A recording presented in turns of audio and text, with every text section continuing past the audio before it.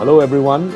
Welcome to another session of Georgetown Conversations of the Georgetown Institute of Open and Advanced Studies. We are very lucky to have Hilary Brown. Professor Hilary Brown is the director of City College of New York's Interdisciplinary Department or Program in Urban Sustainability, which includes faculty from engineering, architecture, science, and social sciences. She qualified in architecture, Masters of Architecture from Yale University, and then studied at Harvard too, and then lectured in many prestigious universities. But her most interesting thing is that she actually worked in the city of New York, in the mayor's office, so she understands fully how to design in one of the most vibrant, architecturally, in my view, the most beautiful city architecturally, because I just love New York, right? And having worked in that, gone back and started thinking about urbanization, infrastructures. Her two latest books are, number one, Infrastructure Ecologies, Alternative Development Models in Emerging Economies, published by MIT Press, and then Next Generation Infrastructure. So, Hilary, welcome, and maybe you would start by thinking about how why you love this subject, and what are your views on urbanization and infrastructure, and then we can talk about circular economy later. Sure. Very good. Well, thank you very much for having me. I have had a slow evolution from the practice of design and architecture into infrastructure, but I've also been thinking about this topic of how we integrate our urban systems. So a lot of my work focuses on creating reciprocities across these different systems. And I had the good fortune to go to Hungary a year and a half ago, where I was able to, with 16 students, we were able to look at a small town in Hungary and figure out how we could help revive their economy and reduce their outmigration of citizens by creating a circular economy. So what I do want to talk about in essence is the connections between urbanization, its contribution to climate change, and how unabated climate instability is going to inevitably displace large urban populations. So how we reaccommodate the displaced under what society calls now managed retreat offers us, I think, I'll try to argue, an opportunity to address several of society's great challenges at once. So I could say that planned smartly, managed retreat can be the global blueprint, if you will, for transitioning us to an economic model that allows us to stay within planetary means. And as you probably know, urbanization has been proceeding at a pace. By 2050, close to 70% of humanity will be living in cities and enjoying the benefits of density, of diversity, of knowledge production, and the prospect of upward mobility. But there are some downsides that are less focused on. Wealth accrual is known to increase consumption habits. We have and enlarge our ecological footprint. And we have pollution, we have urban heat islands that affect many, many cities, greenhouse gas emissions, and lack of adequate infrastructure, overcrowding, crime, and, as we've recently learned, easily spread infectious disease. So those are some of the high social costs of urbanization. But another negative consequence of urbanization is the ongoing depopulation and decline, even abandonment of rural areas, of small towns and the rural hinterlands. And that's because there's economic stagnation, there's loss of natural capital through environmental degradation. And there is worsening unemployment due to the restructuring of and industrialization of agriculture. So this large demographic shift away from these productive hinterland regions and into cities has created a hyper-urbanized, many hyper-urbanized areas, crowded slums and informal settlements across the globe, and putting millions at risk in terms of storm surge, river flooding, sea level rise, and of course, subject to huge economic losses. So I think that the way I want to talk about this is through creating settlements that adopt the circular economy. And I will kind of define that as a kind of integrated solutions development for the optimal management of resources from a whole systems perspective. That's a sort of broad definition. But for example, policy in China, especially in the EU, have introduced us to wanting to change the industrial paradigm away from our linear take, make, waste economic model to a more circular one, a more sustainable framework to keep resources in circulation. And that can include our infrastructure, our services, and industry, modeled along the lines of nature's closed loop cycles. So for example, for waste from one system becoming feedstock for another. And in this way, we can eliminate pollution and waste and build a restorative, even a regenerative economy. So I guess I want to talk about how climate change will precipitate these changes. And as weather extremes intensify under unabated climate change, we have flooding, drought, heat waves, other climate instability markers that put an estimated hundreds of millions in almost 600 cities, according to studies, at risk by as early as possibly 2050. And again, those along the coast and in natural floodplains. So in the same time frame, we're also going to see huge numbers of population across Africa, Asia, and even southern Australia face what we call desertification, loss of land productivity, and these are all drivers of what we call climate migration. So I believe that by assuming a mid to late century worst case, we should put measures in place now to pre-adapt, pre-configure existing, as well as create new compact settlements in climate safer locations and ready them for receiving these climate refugees. And that's the activity we call managed retreat.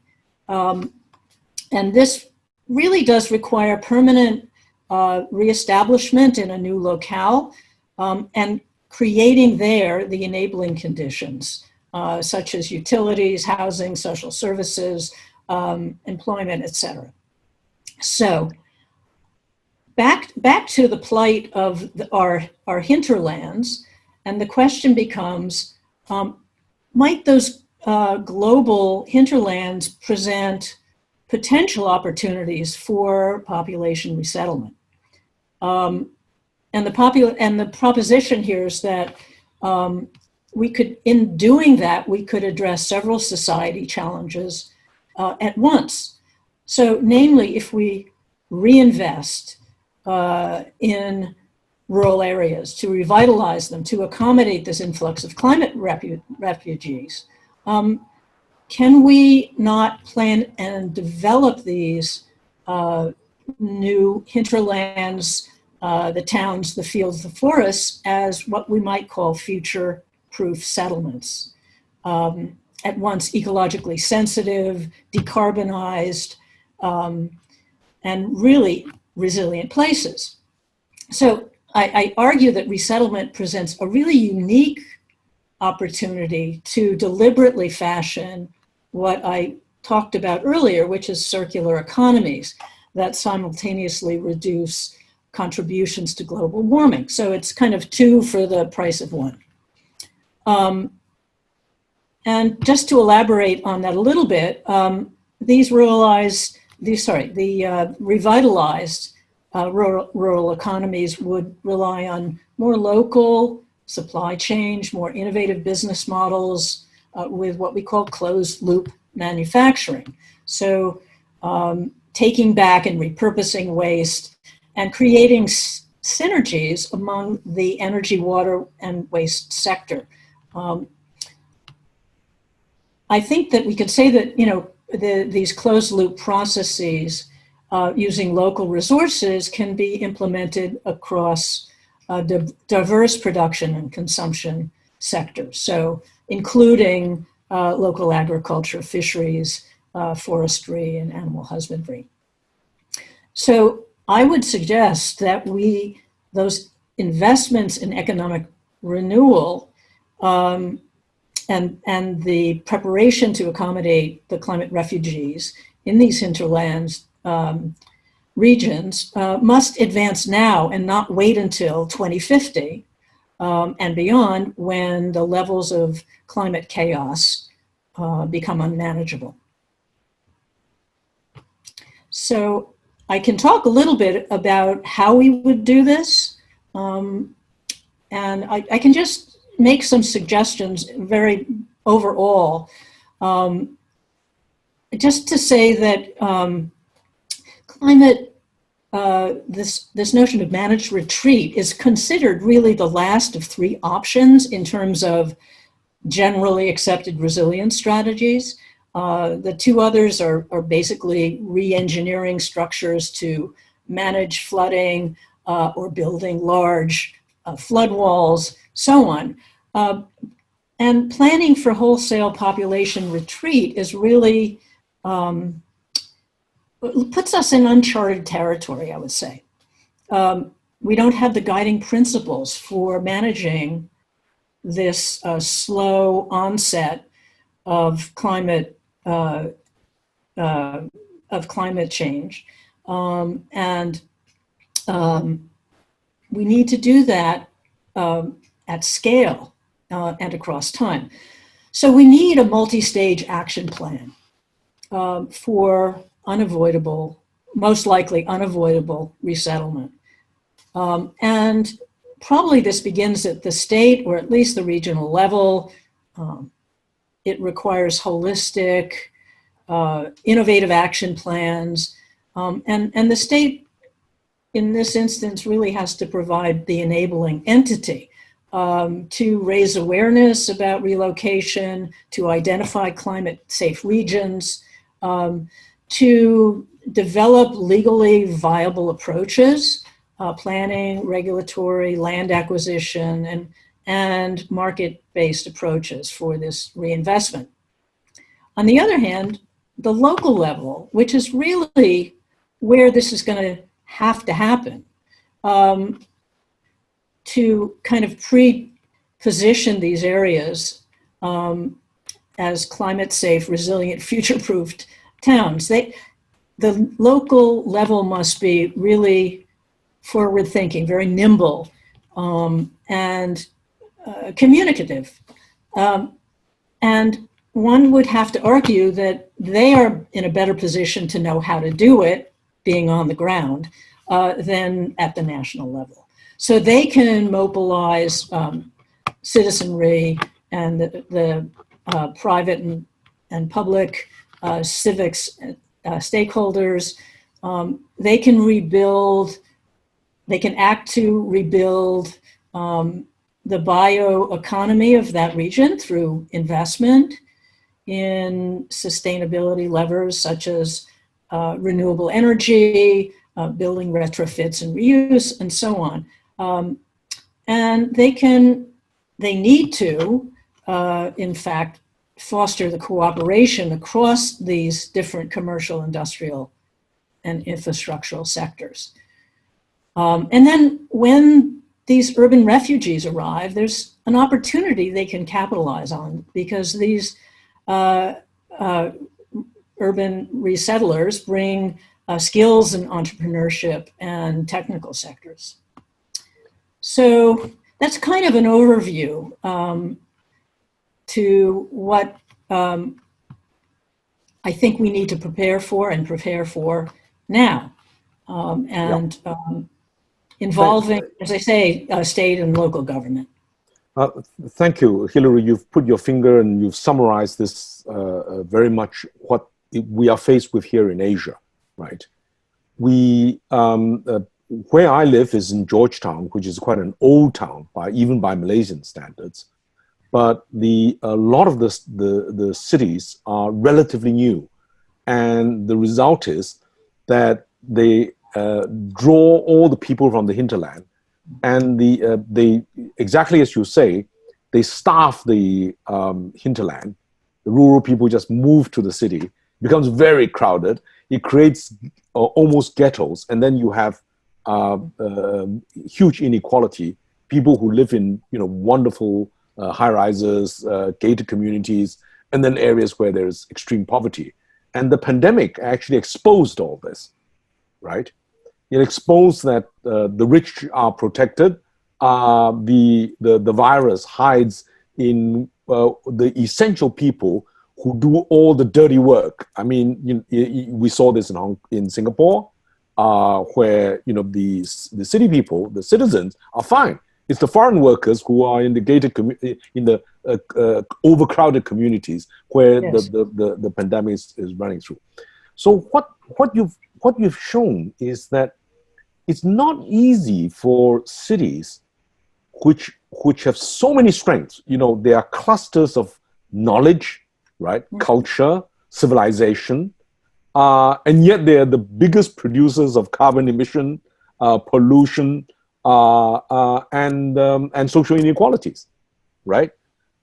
So you really need to be symbiotic with your surrounding areas. Yes. And now that the environment has changed, the climate warming has created its own threats, such as the rising seas, the shortages of water, the food chain, which we'll talk later with some of the other participants of our group in future conversations. All this makes it extremely complex. And it's even more complex, as you have seen, if you worked in the city bureaucracy, that there's so many vested interests. The property developers just want higher plot ratios, commercial, They don't want to spend too much. They want their areas to be gentrified. And so they want to not eliminate, but make the lower groups disappear, behind the billboards, as it were, right? We've seen this in many parts of Asia. So how do you deal with this, from a political, getting community consensus in this area? Right. So you have to build the political will and the public support. And there's a challenge here, because a lot of the discussion about climate resiliency has involved maintaining your status in place, but preparing. And we don't have the mindset at all in our prospective plans for this kind of wholesale retreat. Many would perceive that as defeat. And there's this kind of status quo bias, which we need to overcome. So there has to be heavy investment in communications. Obviously, you need to identify these areas that people can go to. But I think there's also the problem that those who live in these locations at risk, and of course, I'm really thinking, as you are, of those people who live in the floodplains, in very squalid informal settlements, they have to move out of harm's way, but they're going to have very little say in decision making, but they're going to be subject to being probably forcibly removed. But for the rest, I think that there's a resistance to relocation. When people feel that the risk of climate hazard is bearable. And that's kind of where we are now. So it's really overcoming this through education, communication, through demonstration projects and leadership. Yes, but we see live examples of this. Jakarta, for example, is one of the most crowded cities and is really subject to risk from rising seas and flooded plains, right? So, and in fact, the city has become so heavy, it's actually sinking somewhat under the weight of the concrete. So the solution to that is to move the capital.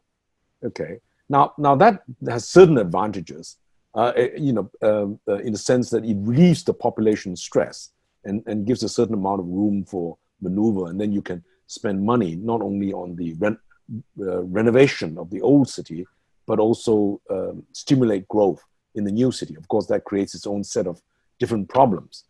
Yes. But it does show that you need voices from different parts of the community to do this. And one of the experience that we have in Asia is that politics needs to be funded, and property developers are normally the best funders of politics because that's quick money, right? And that makes it a very difficult, because then the designs are for quick bucks, quick returns, rather than long-term future spending on infrastructure, right? Unless there is real threat. And then when they see it, then they realize that they need to change. What's your experience? How would you solve this? Well, this managed retreat is going to entail significant national level costs that include buyout of vulnerable real estate, relocating people and maybe compensating for loss of use.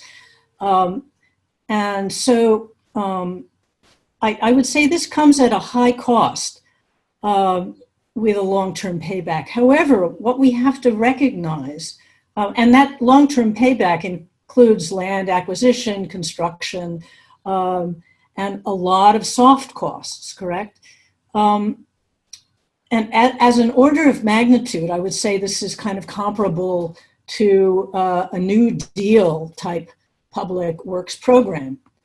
But I think what we have to do is we have to view the cost of the built investments in the context of and weighed against the cost of alternatives. Globally, the enormous ongoing resiliency investments that we're making. And so we have to be much more strategic. We also have to think about the opportunity.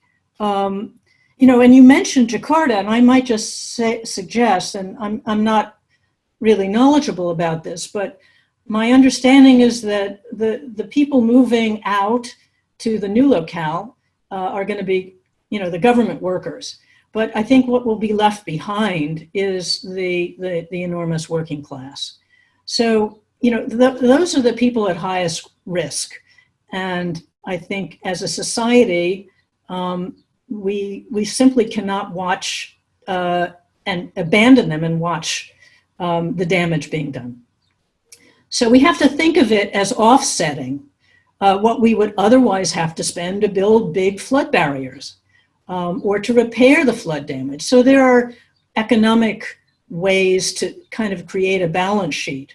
Not to mention, and I will mention, if you properly create these new settlements in such a way as to make them sustainable, and we have all the technology in place to basically build low impact, self-sufficient energy, et cetera. We have that capability, and that puts us one step forward with kind of next generation cities. And I think we can learn from doing this at small scale. So ideally what should happen now, just to answer your question, is maybe some of the urban poor in Jakarta might benefit from this developing a pilot somewhere in a climate safer area and creating a new economy. Yeah. That's one way to think about it. Hillary, you've put your finger on the heart of the problem, right? The heart of the problem is that those who are poor, those who don't have very much political voice other than their vote, okay, right? And in less developed societies, these votes, as you have seen, can be bought and sold. I mean, that's hard. That's a serious issue. But the complexity lies in this, right? You know, the people who decide the big bucks, the big infrastructures, are the politically powerful. And so if they don't take these factors into consideration, you then end up with a complete mismatch, right? Yeah. And we've seen many disasters in this area. There are no perfect societies, no perfect, you know, we all make our mistakes as we go along. But what you have put your finger on is this, is that when you, you know, if you live in New York, you develop, New York becomes a you know, city with a lot of good education centers. And the professors, like yourself, who has moved both into the public service and back to academia, take that, you know, deep knowledge and then work with the community to move to a better set of policies, put it this way, okay? Because if you don't have that technology and knowledge, you won't get that pushback and formulation of the policies. This is exactly what we are trying to do as a group in buying time. Because if you don't have that showing them people different alternatives ways of doing things, they'll just do what they think politically and profit-wise is the best for them. Okay, and it could be a disaster for society. So here, you've given me an idea. You know, it's not that the people in Jakarta or anywhere else don't have the voice.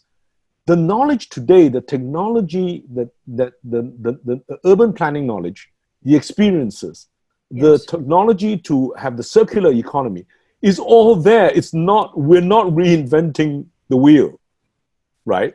It's just bringing these knowledge to the people and showing them with very little cost, they can do it themselves, right? Rather than somebody spending big bucks to say, this is the way we do this, okay? So maybe that's it's for us to build these networks, to get the knowledge from people like you to the people who really need it. But, you know, they don't know that they need it urgently. They know they need to do something, but they don't have access to that knowledge to do the right fit. This is absolutely spot on, because I think, you know, we have we built great bureaucracies that are highly invested in the status quo. There's all this institutional resistance. There's the tendency to work in deep silos so that you don't converse across the different sectors. And, you know, for a problem like this, there are also the issues of dealing with the jurisdictional sectors at the same time. You know, the state, the region, the county, what have you. But I think your point is that few, if any, bureaucrats really, even corporation line workers, have that interdisciplinary background, understanding of systems thinking, of understanding relationships and the dynamics at the heart of a systems approach to retool this economy. There, you know, just risk aversion and limited willingness on the part of enterprise to retool that's going to be significant. So it is a function of local leadership and as I say, the cleverness and nimble potential of not just local leaders, but they're civic leaders. Yes. They're older people who have traditional knowledge can bring to the fore ways of creating more harmonious and ecologically sound lifestyles. Yes, this is a good time to talk about the circular economy. As you know, in the old days,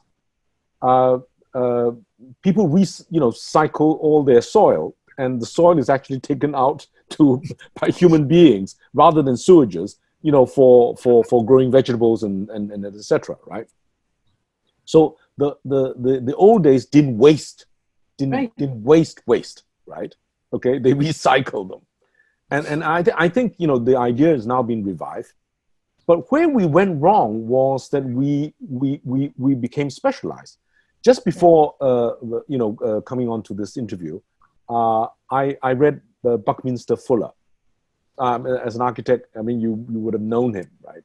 Great thinker, systems thinker. That's right. He's a system thinker. And the first thing that he said in this article that I wrote, that I read, was the problems of specialization. So you specialize so much that everybody misses out this circular aspect of it, that everybody does their own little part very, very well, and the rest is not my problem. It's not invented here. It's not my problem, right? So in your experience, how do you try to get people to have this holistic system thinking? This is the $1 million question, and it's something that academia has to tackle, and academia is perhaps the most resistant to change of many sectors. We look for PhDs who are highly specialized in areas. My sense is you have to start the education. And it can be done because we're getting good at environmental education, but we have to step up and let students see how nature works, how nature operates. Nature repurposes everything. It doesn't use heat and power to make things. It makes things in the absence, with sunlight, basically. And so that's called learning about biomimicry. That's one of the things we have to learn, how nature works, and build on those principles. And that should start at a formative age with examples. And, sadly, I find myself in academia later in life, and I really understand how rigid our academic system, our educational system is. And it's very hard to do interdisciplinary work, which is what I strive to do all the time. And I'm fortunate to have a program in urban sustainability, which I lead. And the students are they're just the right age. They've got competence, they've got skills. And what they're missing is this whole systems view. And once they get that, they are really, really good at problem solving. And I do that exercise every year. And they become, proficient at this, and they become the new leadership. So it's a generational thing. Sorry. Right. It is generational. So, if I may sort of make a mea culpa, right? Our generation, became the baby boomers. I mean, the baby boomers, created huge wealth and created huge debt, which we are asking the next generation to pay, as it were, right? And we enjoyed being able to travel everywhere with no consequences to carbon emission and pollution, right? And now we expect them to clean it up. Yeah. So some of us, and I include you, because we realize that we really need to give back to society. and we really need to get the young ones to, Yes. to not to make the mistakes that we made, if I may put it this way, right? So in a sense, what you have put your finger on is that if we get the young specialist students in architecture, urban planning, right, in ecology, Yeah. take them to the cities where they can see for themselves that this is a holistic problem.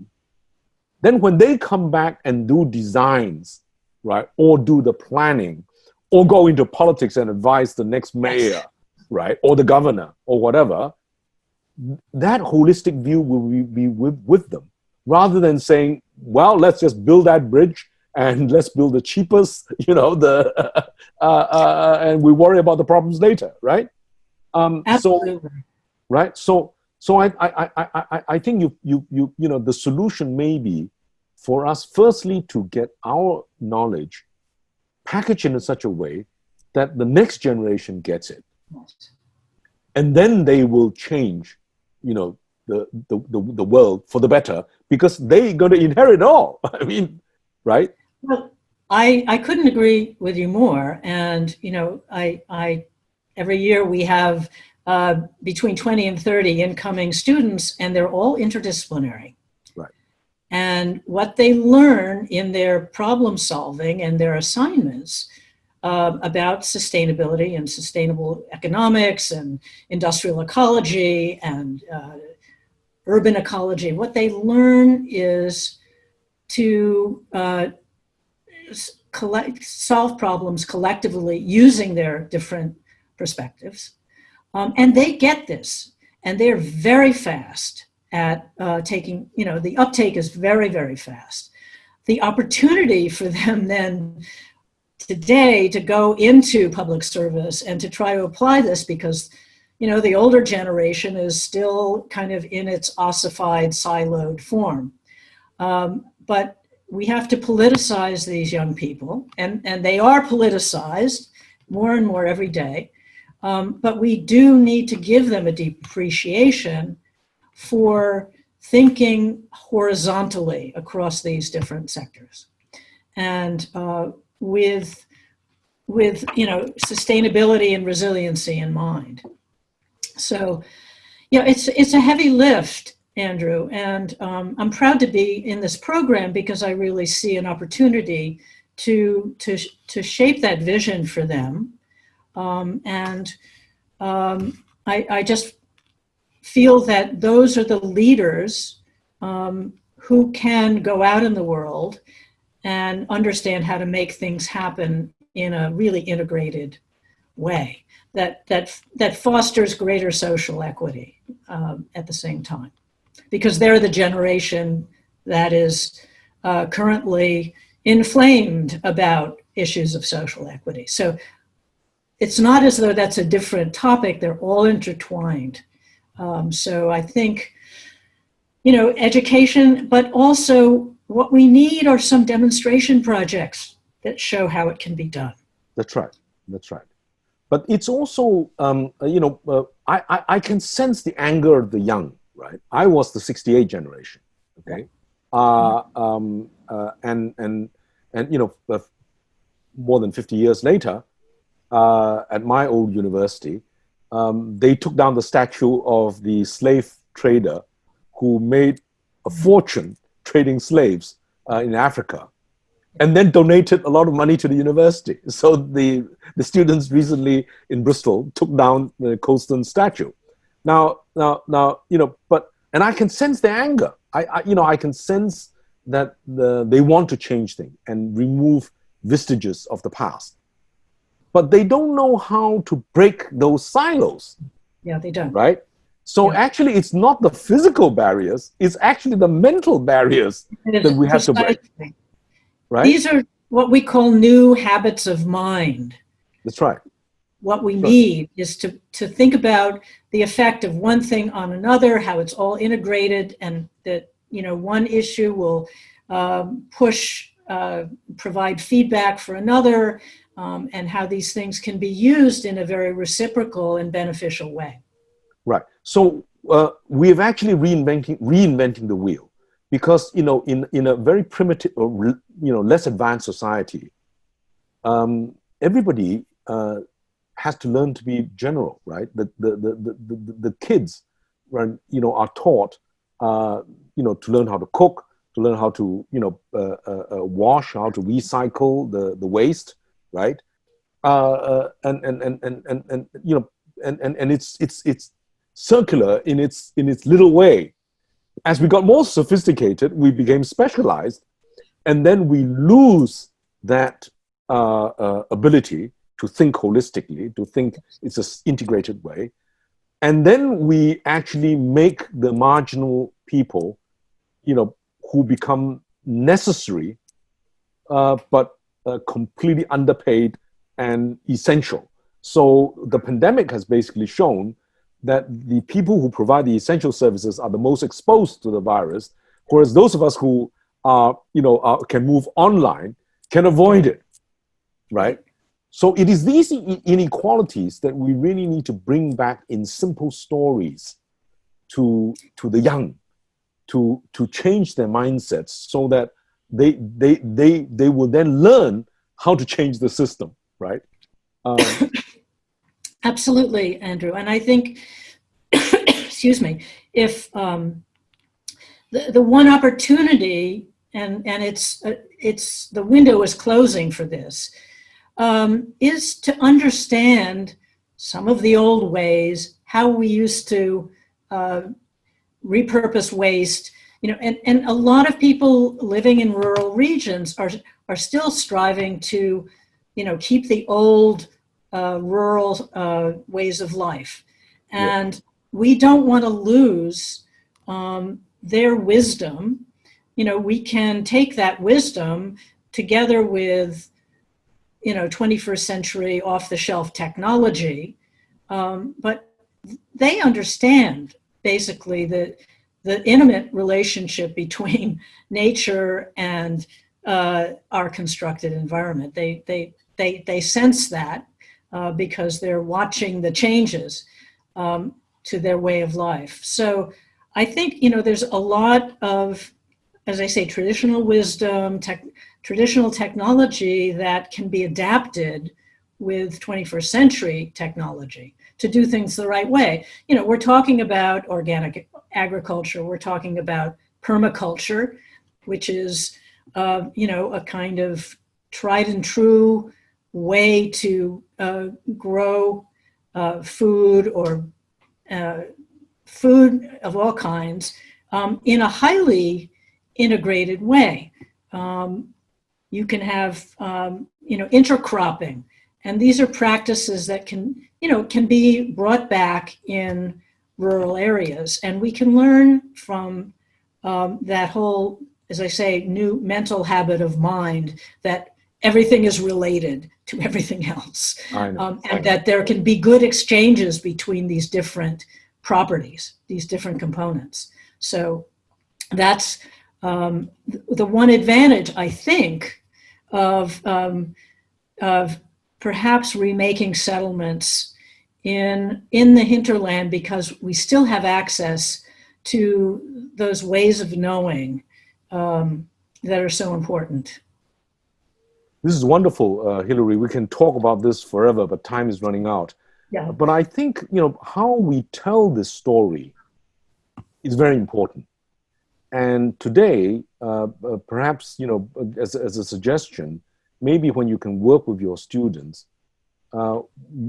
just getting simple videos to get these very simple truths out in a way that people get it.